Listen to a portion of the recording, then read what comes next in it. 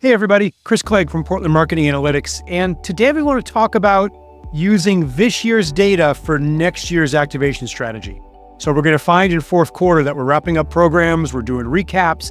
If we haven't already, we're starting that strategy process with our clients. And we want to think about and take full advantage of all the data we collected this year to help shape and define next year's activation plan. It involves two basic areas. The first is going to be about predictive analysis. So how do we use what we have to predict what's going to happen? How do we forecast future performance and optimize that budget allocation? The other piece has to do with writing compelling proposals for next year. So it's developing a data-driven proposal that your strategy is going to win over clients because they'll have confidence that it's going to work because it's based on what worked historically.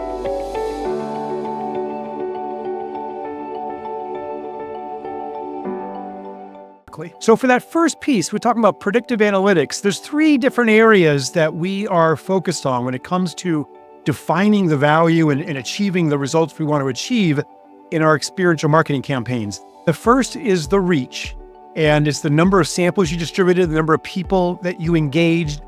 And there's two aspects to reach. Oftentimes there's one that you're only focused on, but you want to be focused on both of them. There's the quantity component, but there's also the quality component. So let me start with the quantity piece.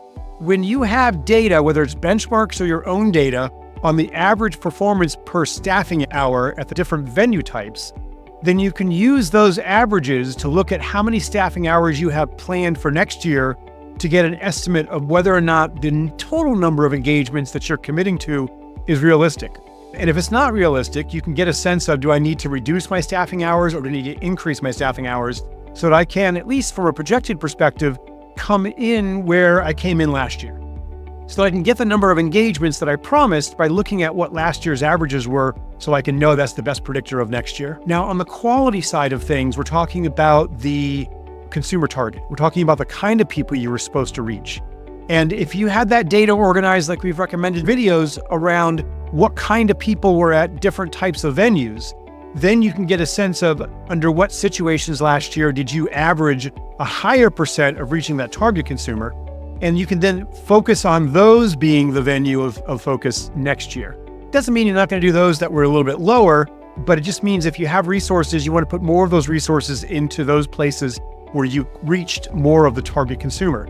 So as an example, we've looked at data for a client not too long ago that was looking at whether or not sporting events versus fair festivals were a better place to reach families.